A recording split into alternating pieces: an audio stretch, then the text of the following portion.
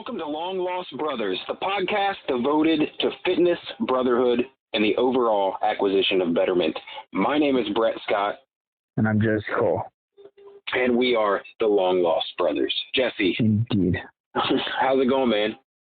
It is going all right. It's going all right. It's been quite the week.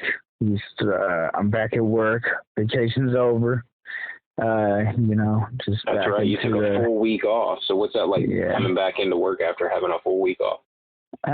It's like coming back to work again. After a full week off? You ever been in the sun and it starts raining on you? Yeah. It's good to be back at work because I have leveraged myself into a position where my job is beneficial to my fellow humans. So I feel I'm lucky that I have the job I have, even if it's stressful and it is hard. And you get some personal fulfillment out of it. Yeah, That's good. Yeah, having a fulfilling career and doing something that you feel matters is, that's fucking awesome. I'm not flipping fucking cheeseburgers, so. Yeah, I could say too, like sometimes it is important that it's something that you feel matters, because sometimes you'll do shit that you can say like, this is really important in the grand scheme of things, but if you aren't fulfilled by it, like, damn. Well, and even something that's weird that I never really thought about before though is like, no matter what your job is, it is important because somebody's paying you to do it, so that there is a need for it. Does that make sense? Oh yeah. I get it. Yeah, and I was kind of just like, I'm not flipping burgers, but it's like, you know what? If somebody didn't flip burgers, my fucking lunch would suck a fucking dick. Yeah. Burgers. Yeah, I couldn't even do my keto if there wasn't my keto double fucking McDouble, bun, no ketchup. I'd be eating the fucking honey buns at the gas station. True. But I would still be 40 pounds overweight. That is a way to look at it, sir. So I mean, we're all bees in the colony, right?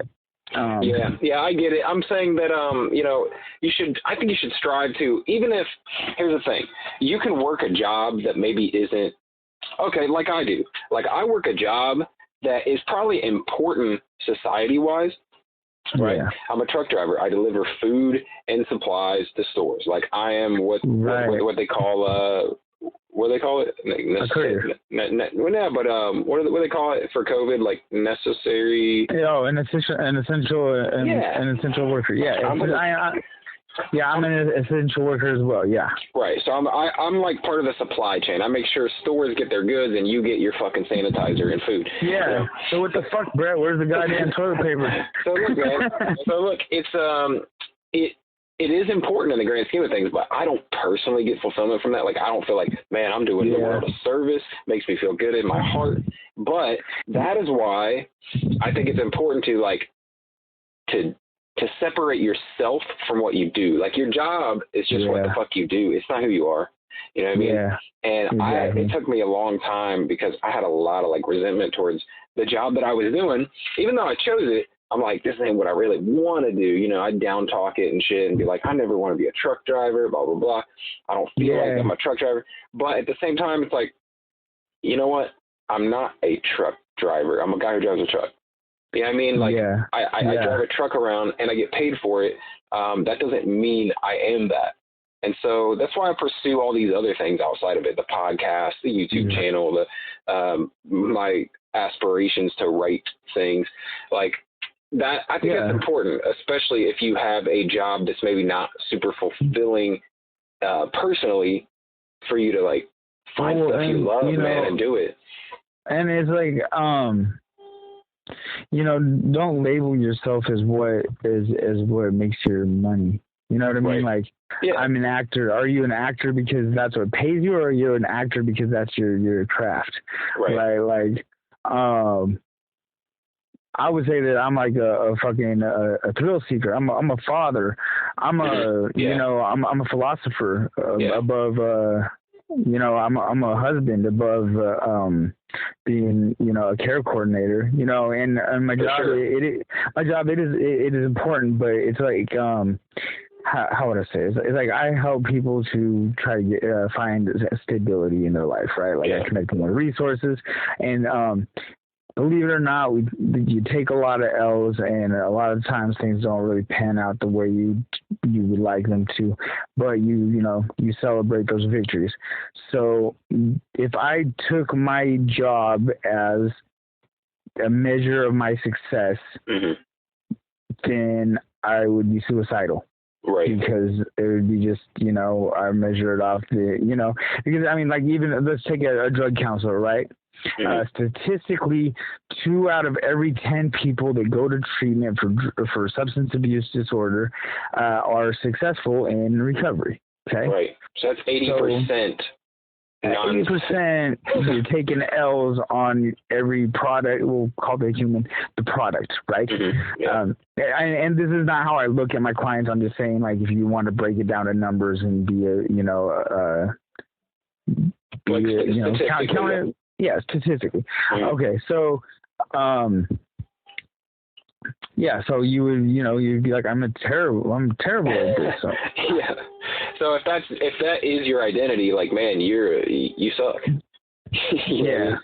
I think it's also important probably to even with those other labels, man, is to not completely divest, like not completely submit yourself to those labels, like father, right? You're much more than you're much more than a father. You're much more than a husband, I've seen people that have amazing parents that are just pieces of shit. Yeah. I'm not gonna name names, but dude, I know some kids that come from the upper crust that fucking did some crusty shit, and they're in prison for some really fucked up shit. I mean, like the fucking the Mendez brothers, like their parents fucking took care of them. Then fucking they like shot them with shotguns because they're fucking weirdos. Yeah. I mean, there was some kind of molestation allegations. But there was some other fuckery going on there, but maybe not the best example. I'm just saying, dude, I've listened to enough true crime podcasts. There's just some fucking weird fucks out there that do fucked up shit. Yeah, so, like, you can't base, your self-worth off of your professional or even off of even the outcomes of your efforts. I think it's just about altruism and trying to just, okay, so it's like be the change, right? Like people hate, like there's like systemic racism. I hate the system. Ingrain yourself in the system, become part of the system, change the system by being in this, change the things you fucking hate by being a part of it. It's like, man, like, I hate my fucking fat belly, so I started stopped eating fucking shit that makes my fucking belly fat, right? Yeah. And it's like, you can compare that to anything, and you can quantify that to anything. It's measurable. You know what? I think that, like, to me, what I think of is like what life is, what it's supposed to be. I think that life is like, I think it's growth and experience, like experiences that you have, you know what I mean? So it's like, yeah, you might be a father, you might be a husband, you might be or whatever, someone might be a healthcare worker, a gym teacher, whatever the fuck you are, a nurse, okay? But you're not just that. You're not just that. You know what I mean? And if you become just that, it's like you're really limiting yourself of like the experience. You know what I mean? Like life is like, how many experiences have you had, right, that have nothing to do with your job, that were just like, wow, like that was a cool fucking thing I did, or man, that was a tough time I went through. Like had nothing to do with what you do for a living. You know what I mean? It makes you who you really are. Because I've been everything from like, let's see. I've been a landscaper, a fast food worker, a foundation technician, that's a concreter, a drug dealer, a robber, a peer support counselor, a community health worker. I work on a housing grant. So I've been all these things, right? And all of those have shaped me in different various ways. And I needed each of those to make me who I am now. And taking each of those as an experience to mold you, to make you better. Sometimes you got to take that punch on the chin to learn how to slip a jab, right? Like sometimes you don't get the thing you want, and sometimes it's not really what is the best thing for you. Sometimes taking an L prepares you for the win. It's like that. that exhibition match. Does that make sense? Like, it's like you're getting a boxing match doesn't mean shit. Like, you know, you get in those fights in middle school, because then when you're in high school, it's like, now we hit hard because we've grown testosterone and man muscles, and now we hit hard. But I got a bunch of fights in middle school, so now I really know how to fist fight, and like now I know how to bob and weave. So it's like you got to take all these little experiences and problems and shit and learn how to make that formative to your character, so that in the future you can step forward and progress, and you can know when to stop, and you can you know how to act appropriately, or you can know that this just isn't what you want to do with yourself. Yeah, and none of that has anything to do with your profession. You know what I mean? Like, not really. Like, who you are. Like, because man, a profession is cool, right? Like, you know, that's how we all got our last name. Like my last name's Cole. I bet you guarantee some German dude was in a fucking coal mine digging out coal, right? Yeah. But it's not fucking 1846. It's 2020. Yeah. I'm Jesse Cole. Well, even then, look, realistically, that dude who was digging coal, he was much more than a dude who dug coal. You know they only knew that is what his last name was, because he probably fucking had a bunch of charcoal all over his clothes, you know? Because that's the label he put on himself, man, or someone put on him. Yeah, you know? You know, it's like gang members get their little name, like, oh, that's Little Spooky, is because he's a creepy motherfucker, you know? Like, what?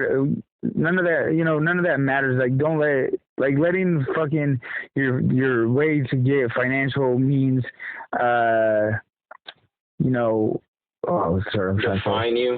define you as a person. Yeah. That's not. I feel like that's just some elitist bullshit that our culture has kind of driven us up to. It's like I'm a fan of capitalism, but I think that, you know what, beyond that, philosophically, there's a bazillion ways to skin a cat. A tiger can change its stripes. You know, like man, you might not get the job you want, but there's gonna be a job that you so fitted for you that you're gonna fucking love, and people are gonna love you and treat you as you should be treated, and you might not even know what the fuck it is yet, and right. you know, that's something to look forward to. If anything, it's like man, not knowing, uncertainty is always scary, but you know what? It's like good, because this is the opportunity I've been waiting for to fucking take off, man. It's also the best. Like, it's scary, but it's like, it's the best. Like, that anticipation of, like, I don't know what's going to happen next. And then you get to experience whatever that thing that happens is. Like, you get to actually have that experience. If you just know what's coming, you know what I mean? Like, how great would it be just to start something brand new that was exciting and fun? You know what I mean? This is the last little thing I'm going to talk about. This is all feedback from a question that somebody posed on our social media account. Okay. You know, and all the stuff we've been talking about with the career stuff and what have you.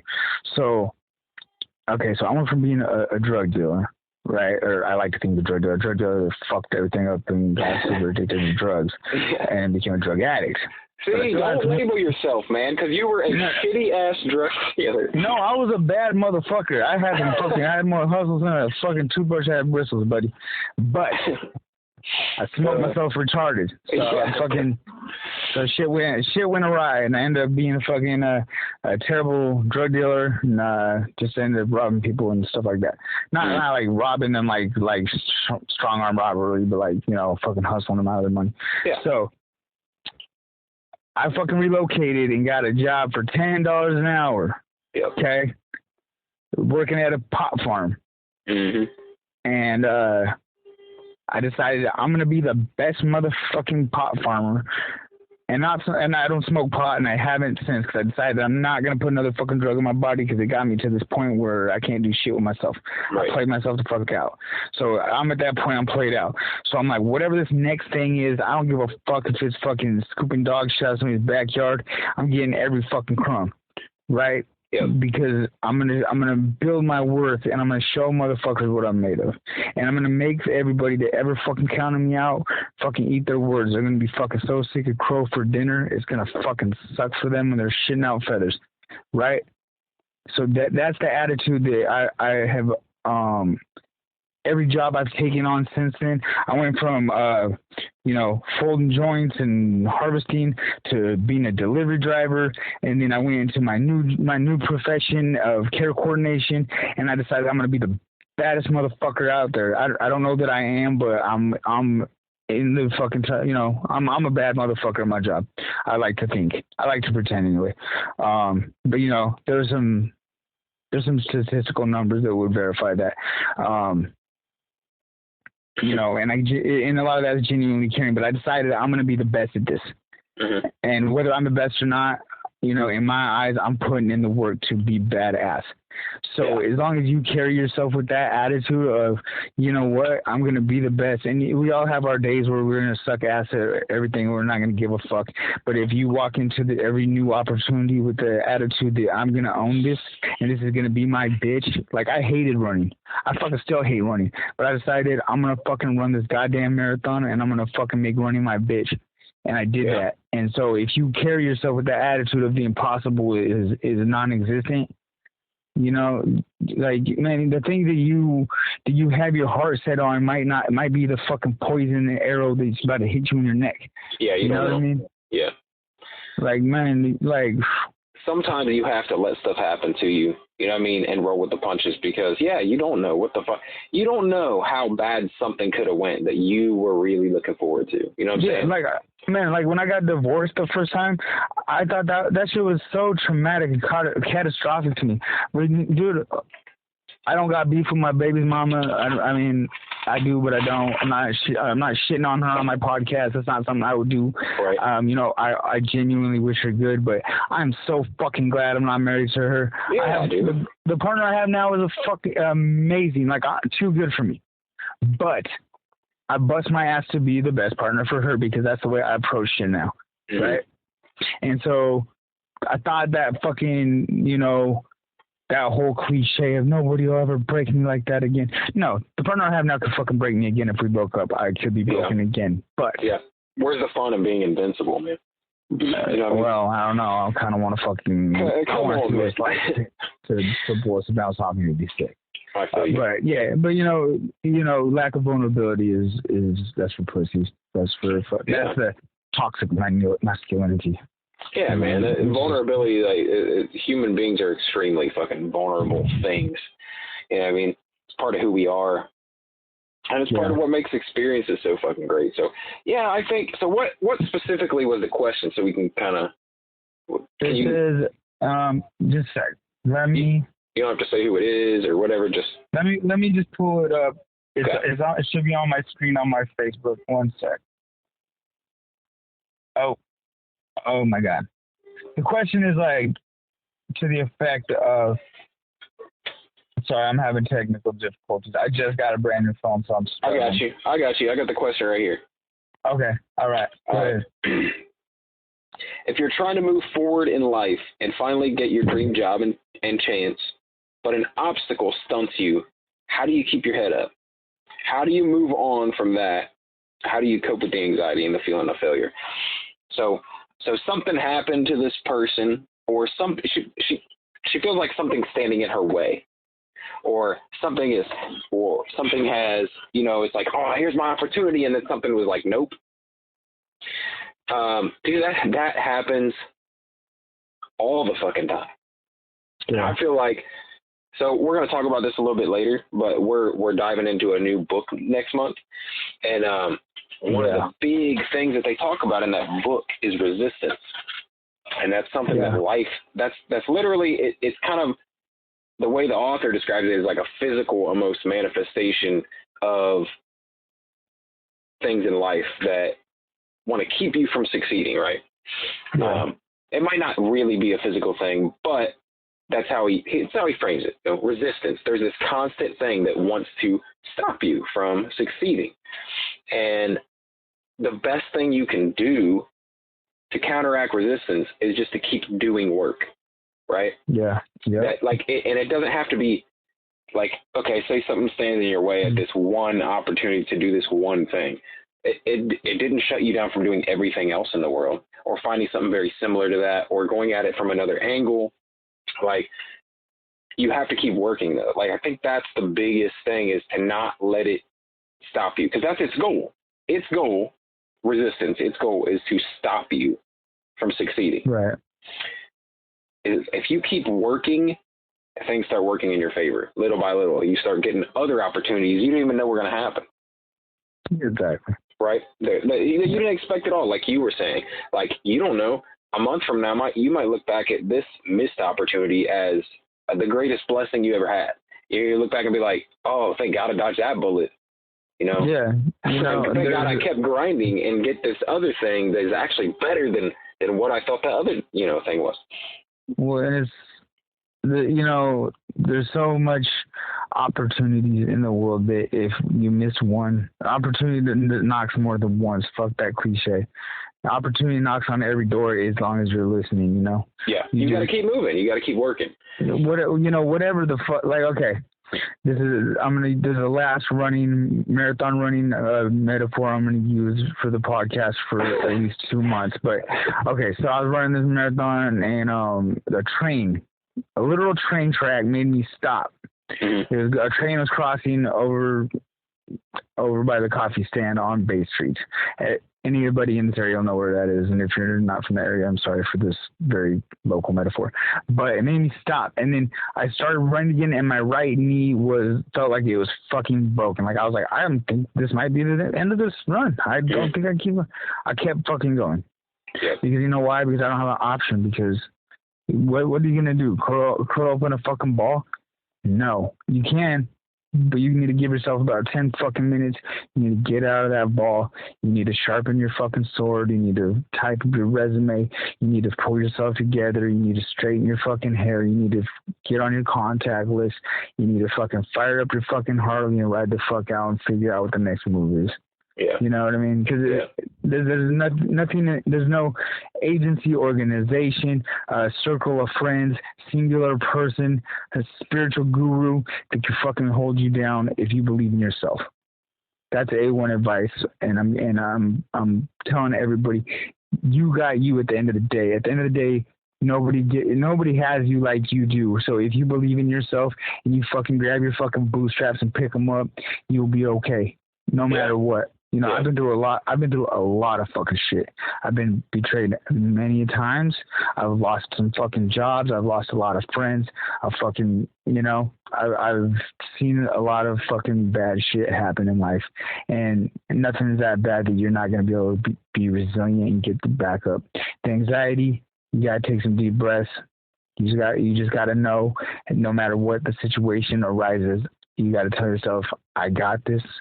I'm going to be fine. I'm a highly capable and intelligent individual who will carry on no matter fucking what. And tomorrow's a new day, and there's going to be many blessings bestowed upon me because the infinite wisdom of the universe is going to give me the things that I need as long as I'm in tune to receive them. Yeah. Okay, and that's all I got to say. And I know that I sound super, super woo-woo guru shit, but those are facts. Well, cliche, but it's cliche for a reason, because people repeat shit that is true. You know what I mean? Like, people repeat shit that works. So yeah, that's how cliches become cliches, man. Where one door closes, another one opens, and and if you don't like what's inside of that next door, slam that motherfucker shut and keep walking down the hall till you find the one you do. Yeah, keep moving. Don't settle. Don't settle for for things that you're better than. Right. And so anyway, I would just encourage this person to just keep stepping forward with whatever the situation, the outcome situation arises of whatever you're going through, whatever hurdles you have to jump through. You got to just keep pushing. Keep moving. Yep. Yeah, I mean, I started in a garage. Now I got a house. My house does not have a garage, but it will one day. It's gonna be okay. Yep. So anyway, all right. So so let's move on to the challenge that we issued last week. Real quick. So that whole thing we were just doing was basically just an answer to a listener's question, right? And I think that would be a great part of the podcast if we could get, you know what I mean? If people wanted to ask questions, and they don't have to be like that, like they don't have to be like personal or anything. You could be like, hey, what's your favorite movie from the 80s? You know what I mean? Like whatever you want to fucking ask us, we would love to talk about on the show. So, you know, it gives us ideas and sparks things for us to talk about. So if anyone has questions or comments about the show or whatever, hit us up on Instagram. Instagram, Facebook. At Long Lost Brothers _podcast on Instagram. Just search Long Lost Brothers on Facebook. Yeah, hit us up. Ask questions. I think every Saturday I'll post I'll post all our contacts on the IG page and on the Facebook page, and on my personal pages too, so y'all can hit us and it'll be a good little segment that we can share and give our opinion, feedback, whatever. I don't care if it's Howard the Duck or, what do I do if my boyfriend's cheating, whatever. We're just open to discussion. Yeah, man. I love it's going to help to start some more conversations, someone that we wouldn't normally have probably. So that's great. That's exactly what we want to do here. We mostly just talk about running deadlifts and what's on Amazon Prime and Netflix. Yeah. And books and obscure books that nobody else has read. Right. All right. So on to the challenge. You issued a challenge last week called Vlad the Inhaler. Yeah. It has to do with Romanian deadlifts that I put to conventional deadlifts because of fear for damaged lower backs. Mm-hmm. So anyway, the challenge was as many 135-pound deadlifts for the males, 95 for the females, as you can do in 3 minutes. Yep. I tapped out at 76. Yes, and I got I was kind of surprised, actually. I got 33 reps.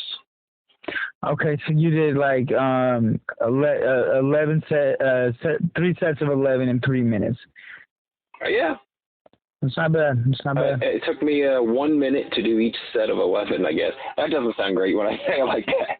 No, it's not bad though. But you're not a CrossFitter and you're not a powerlifter, so that's not bad. Yeah, I'm neither one, and I haven't lifted any fucking free weights really. Dumbbells is it in the past over a year. That was the first deadlifts I've gotten after in a little bit. But it felt good, though. I'm not going to lie. It felt good to be moving some steel around. Yeah. And it inspired the challenge I'm going to issue. Like, just the feel of weight in my hands. It felt really good. It felt like, oh, yeah, I remember this. Yeah, I was just saying on my story, I'm ready to put some calluses back on my hands. Yeah, not from pull-ups, huh? Yeah, I got a muscle up. I don't know if you saw that on my Instagram. I did do a muscle up. I saw that. It wasn't pretty, but it was a muscle up. No. I've never done a pretty muscle up. But it was a muscle up, not a gymnastic muscle up. It was all muscle and chicken wing and pulling, but I did it. Right on. Yeah, I saw that. I'll have to try. I'll have to attempt that. No, I don't know if I'll video my first attempt though. Be super careful on the grip skis because if you don't do it right, you're gonna have some banged up elbows and fingers. Oh yeah, I can imagine. I'll probably throw a little shock on my hands. I did not, but I'm a little more experienced in it. So anyway. So it was pretty straightforward challenge, AMRAP of deadlifts in 3 minutes. So it was good. It was good because it got us back. I mean, you had been taking some kind of break from deadlifting and shit like that because you've been on this marathon kick. I've been on basically a body weight workout routine for a year now, and it was nice, man, to get back to the weights, and it's kind of made me want to get back to them a little more. So that's good. Yeah, I trained legs today. Right on. Yeah, I squatted. I got three. Go ahead. I got 3 wheels today for a solid 6 reps. There you go. Yeah, it's coming back. So what was I gonna say? Shit. Something about getting back into the weights. I don't know. Well, why don't you give us this week's challenge? Fuck it, yeah, let's do that.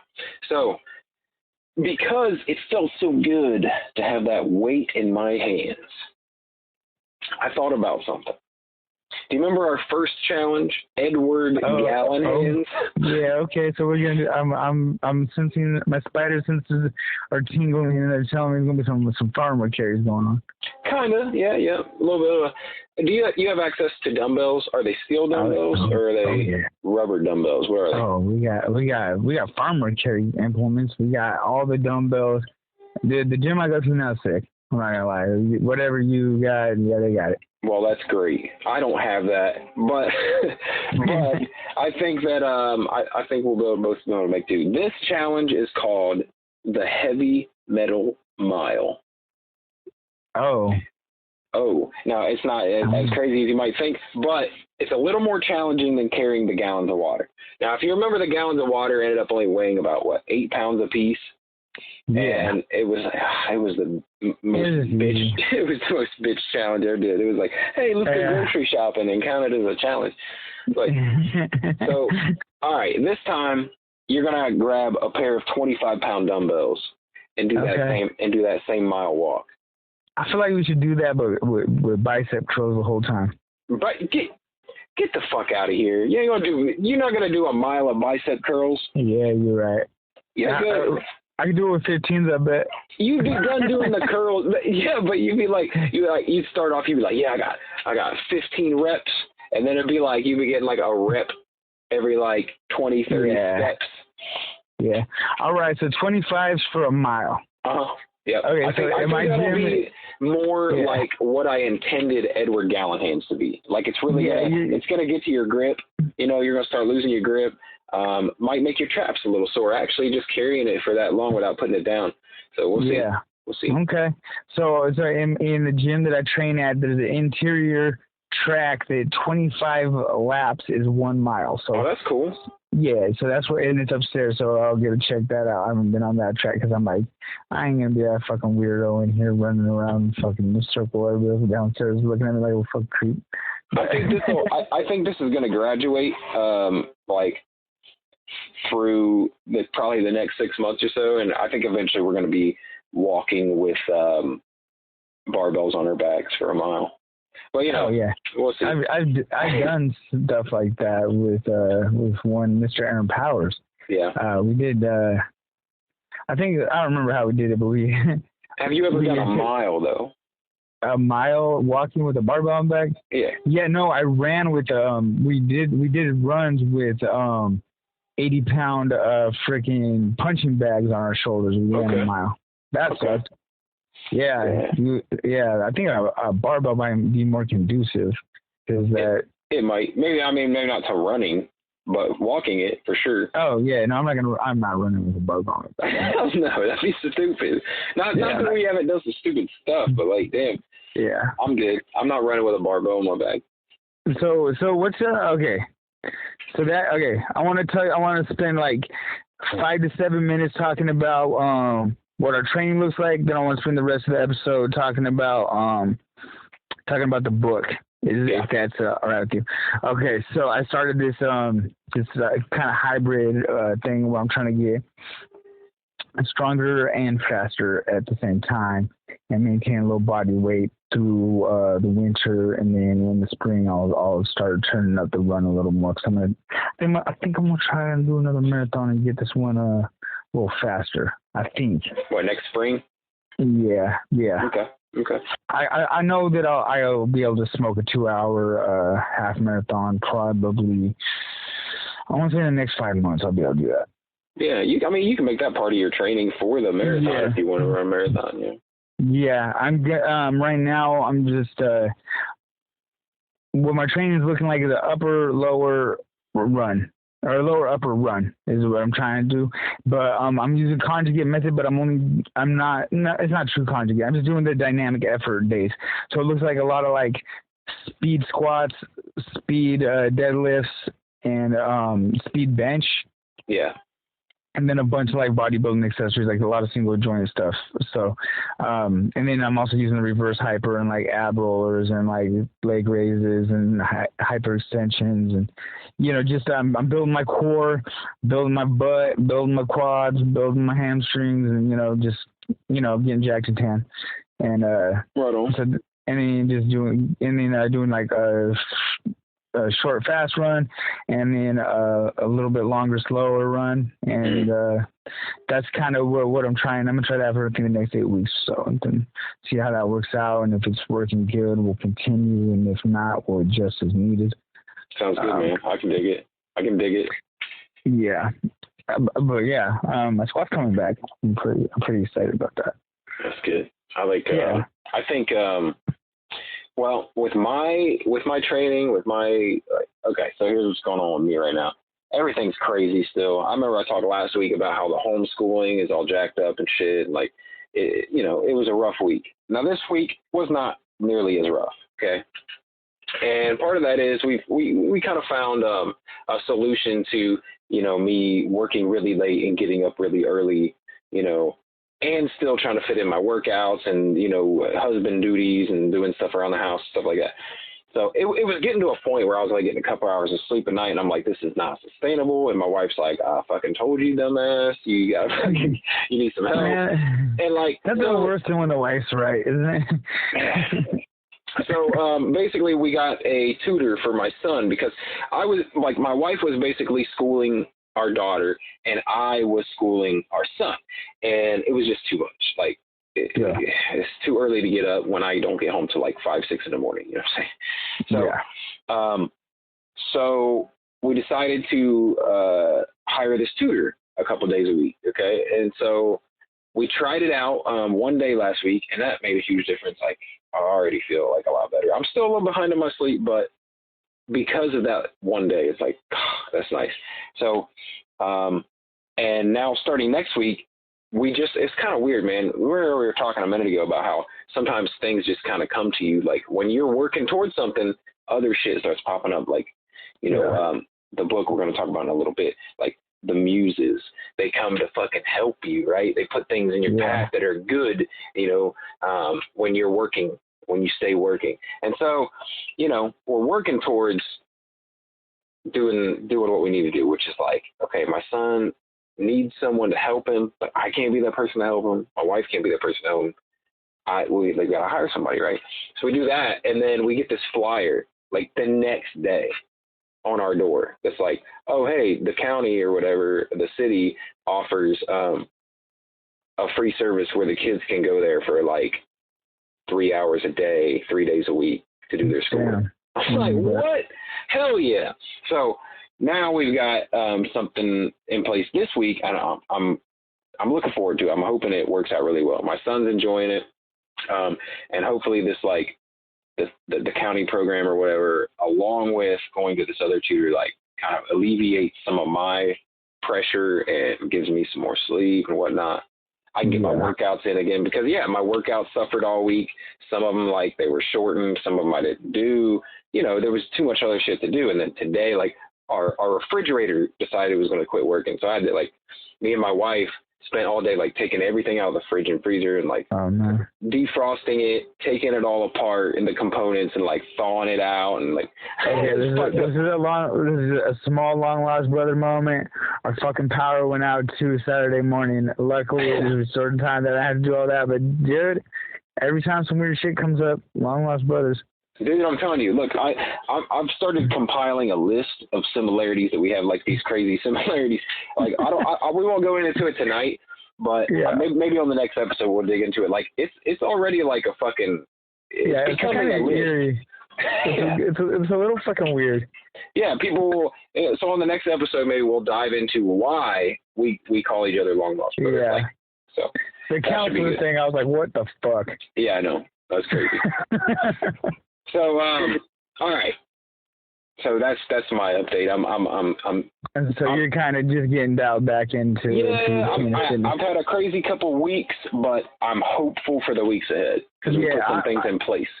And I'm gonna keep it a buck. I didn't stay super consistent with all my workouts, but I'm getting dialed in. I'll say that. Like, yeah, just keep moving.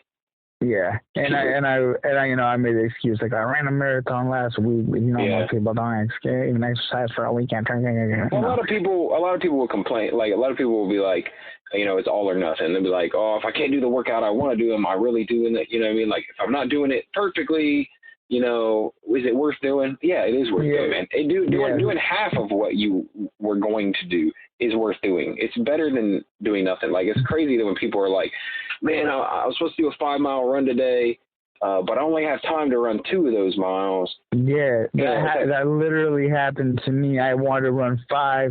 Right. I didn't have time. I banged out 3 and just do it. 3.64, smoked them as fast as I could. Yeah. Got the fuck out of there, And it's better than sitting on your ass. Yeah, do something. I mean, that's the thing, man. Just keep moving. Do something. Yeah. It's silly to yeah, it's like even a small step will get you to the bus station quicker.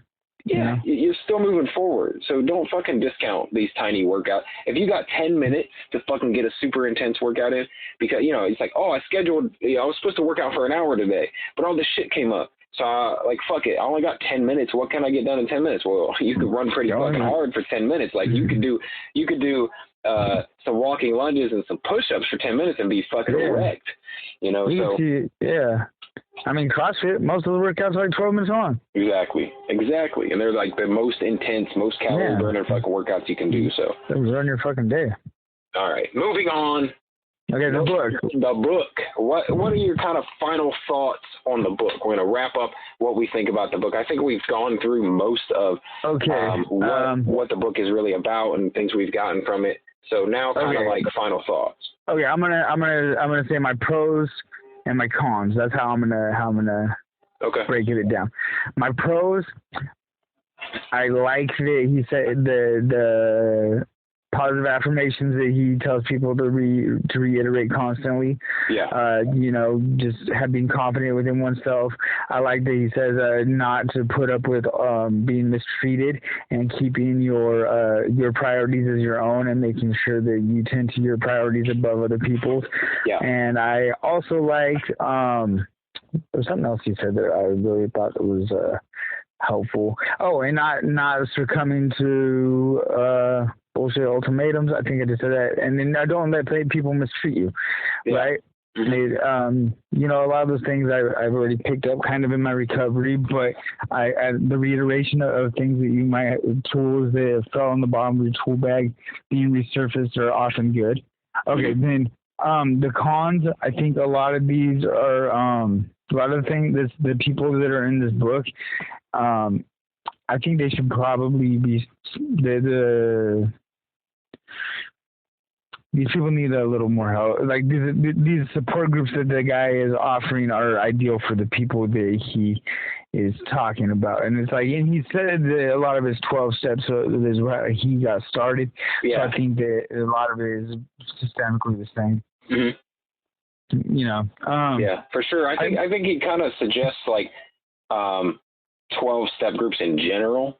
Like, these are helpful things. So, because it is, it's like a lot of the same principles and ideas of, whether I don't really got any cons to this guy's ideas.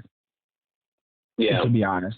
Yeah. I think for me and probably for you too, it's like not every single detail applied to us personally.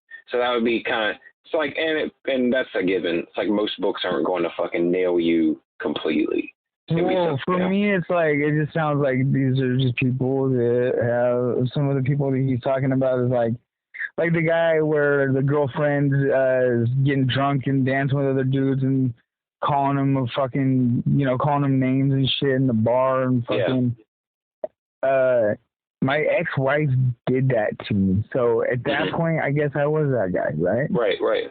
But it's like if I was ever but I've grown as a man in this time, as such, where if my significant other was to ever even fucking think of that, probably not, homegirl. Right. fucking, you better know best. So we ain't gonna have, we're gonna be fucking looking for separate apartments. Right. You know, so like, you're a little further along in your journey than like the person who would need the book. You know what I mean? I think, yeah. I just feel like this book is good for somebody that isn't that. Like, this is probably a good book for somebody that needs some self-realization, that needs to understand that. I think this book is like for that guy that's like a male feminist that gets demasculated a lot. But no, there is some important shit in there where he talks about, like, getting along just to get along and just doing whatever it takes to make it so there's not drama in your life. Right. And I do that. I do that. And that is some important shit. That is a takeaway that I've taken from this book that I am trying to apply to my life in general. Yeah. Because that's what it does is it builds resentment. Like, when you go along just to keep the peace or whatever, you know what I mean? Like, the first time I went to the treatment, they called that the gunny sack, right? Where it's like, you just like, it's fine. No, it's fine. It's okay. You just keep putting all this bullshit in the bag, right? And then that bag gets full and you dump that bag on whoever's fucking, and it's usually not the person that fucking filled the bag with the bullshit that ends up getting dumped on. Yeah. So, So, say something that I think that, I don't know if it's a direct quote from the book, where he's like, approach the bullshit as it happens.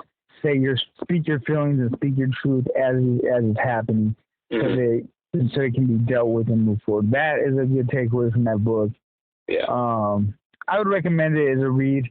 I don't think that, take what applies, let the rest fly. You might be further developed, or you might be just that guy that is just, taking it in the fucking ass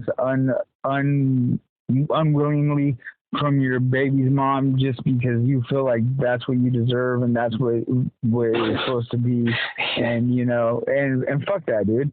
Yeah. I'm speaking for, I'd call it the masculinity segment. There's gonna be the next about 90 seconds of me talking, but as a man, you need to be a man. You need to be respectful of women, treat them like queens, but you never need to be treated as less than such as a king. You are, we're the providers, we're the protectors. We do a lot of hard shit, and we need to make sure that, at the end of the day, our priorities are our priorities and they're being met. Yeah. And I'm not saying to put yourself above everybody else, because also goes with being a masculine, that toxic masculinity. Well, a lot of times as a man, if you don't meet your own needs, ain't nobody else looking out for them. You know what I mean? And you have to but the thing about being a man is you have to teach your boys how to be men. Yeah. So if you're acting like a bitch, you're gonna teach your sons to act like a bitch, and that's how we get this whole generation of child molesters, rapers, and fucking weirdo women beaters and shit like that, Yeah. And and I'm getting a little more fucking a little more hyped up than I normally would on the podcast, but I don't play none of that shit. So somebody has some feelings, they can hit my line. But anyway, so it's like, be a man, teach your boys how to be a man so that they don't end up being abused in their relationships by women. They need to know that it's not okay for a woman to treat you like shit, and it's okay, and that you use your words and not your hands to fix situations with your significant other.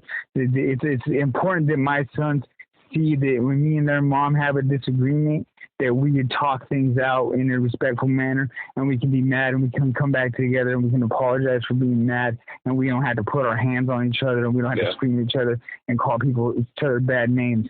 But that's not how relationship works, right? Right. And I'm lucky enough that that's the way that for the most of the time that my relationship works. We're not perfect. Who the fuck is? But these are the things that you're teaching your children as a man. If I see a lot of these young bucks that are out here just acting a fool with their old lady, and it's like, man, you think you're gonna raise a man? You ain't even a fucking man. You ain't holding down no job. You ain't taking care of your fucking kids. You call it watching your own kids babysitting. It's like, man, I think a big part of what I got from the book was like also to like to take that role as like I'm the man and I'm raising my child, like, you know, teaching them the things they need to know as a man. Like, don't push that on to mom, because if you do that, you're not going to get. You're going to raise a feminine man. Yeah, and look, and there's nothing wrong with having a feminine side, because Lord knows I'm an emotional, touchy dude. I'm very in touch with my feelings. Nothing wrong with being sensitive. Yeah, no, I'm sensitive and I'm boisterous and I'm explosive and violent. Mm-hmm.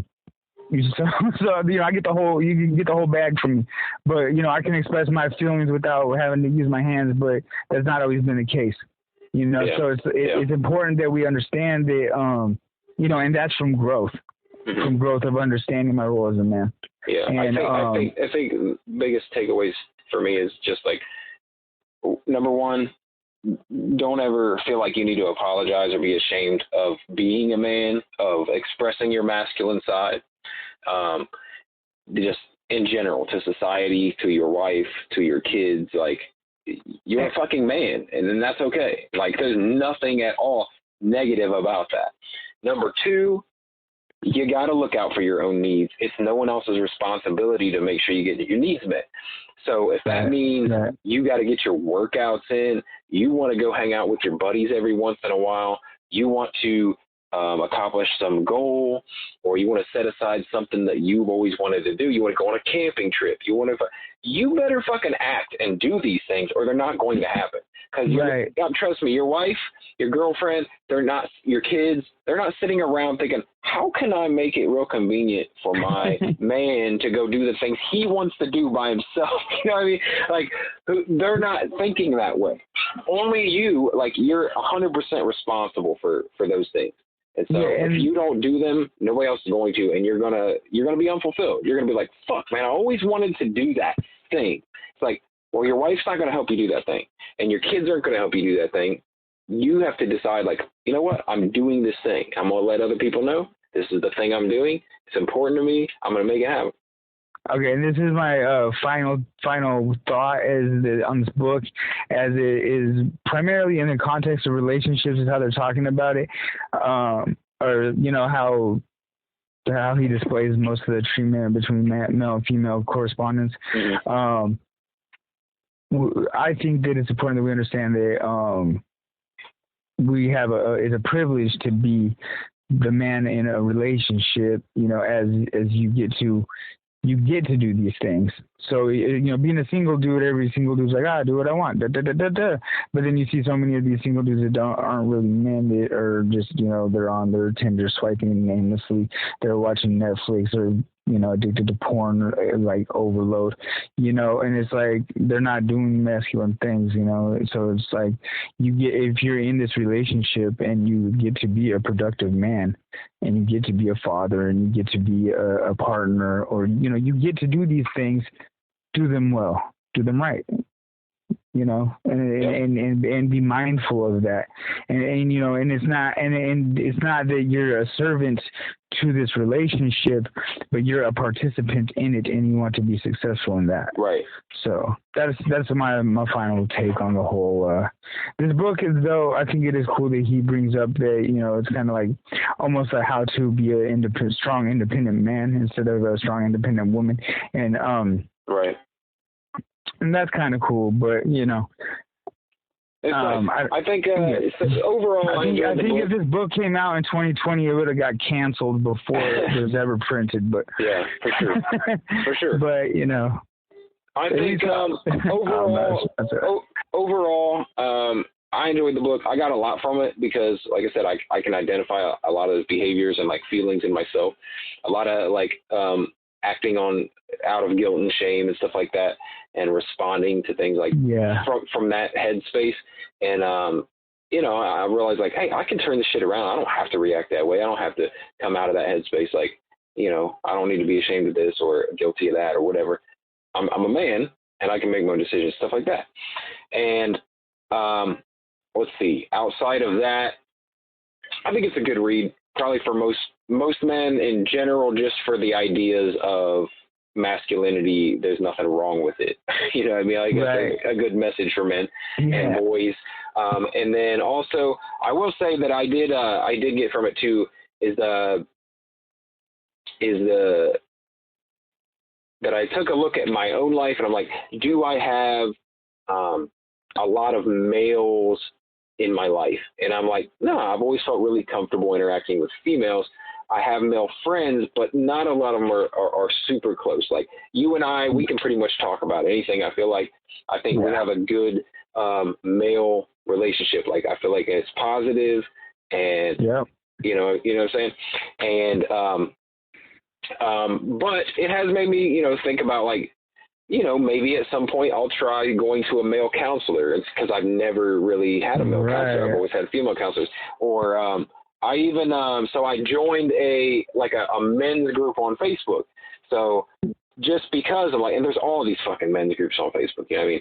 But this one was specifically around this book, and the guy who is the admin in the group is a counselor to men specifically. So it's kind of nice. Yeah, it's kind of nice, like, to get that feedback from other men doing and expressing their fucking masculinity. You know what I mean? Like, they'll tell you about some shit they did, or even problems they ran into where, like, man, I feel like shit, I bitched out or whatever. And they bust each other's balls all the time in the group. And I think that's a super male thing to do. And that's good. Yeah, it's good. Yeah, that camaraderie of, small slights that are meant out of love is very, very important. For sure. And also, I do want to say this, because I know this has been a very masculine-centered back end of this episode, but I don't want to come off in any way as this being misogynistic or anything. Like, I love women. I treat women as queens. I know that most of the women I work with are far more intelligent and resourceful and just better people than I am in general most of the time.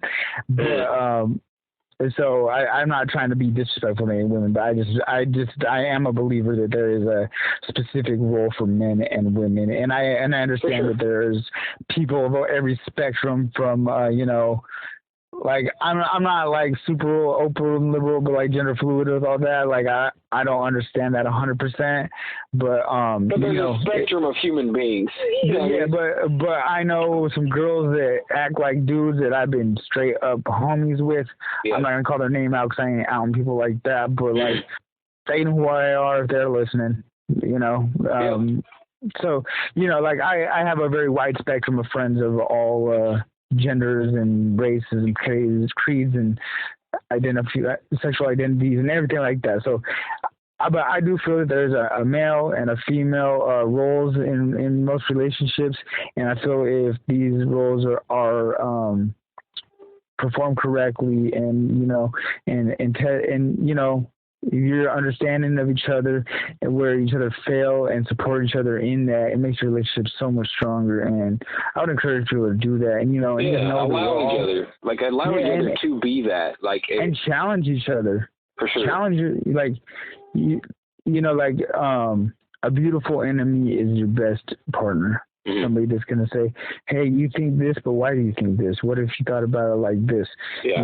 And sometimes you can help each other reframe things. Because I know sometimes my girlfriend comes off a little bit abrasive, but usually she can help me put my head on straight and help me get back in the fight when I'm failing. And having a partner that can do that, that's like having fucking Mick in your corner saying, come on, rock. And get back up and take 5 more shots, then you fucking throw that 2-piece and put old Apollo Creed in the dirt, right? Indeed. All right. That's not how the movie ended, but it sounded good coming out of my mouth. All right, so now we're running super fucking long tonight. I know. It was like, we're going to make it a short episode, then we go 2 hours. Yeah. Okay. So I got an idea, though. Let's, since this is the end of the month, let's wait until the next episode, which will be in October, and we can announce the new book the first episode of October. Does that sound good? Yes, that sounds very good. I think we should just probably tie it up right here. Yes, sir. Thank the listeners. Thank you, Brett. This has been a very, very enjoyable conversation, and I hope that our listener that wrote in, listens tomorrow, gets something out of our feedback, and it's all love. And thanks for listening. We appreciate you. Long Lost Brothers signing out. We'll see you in October. Later. Bye.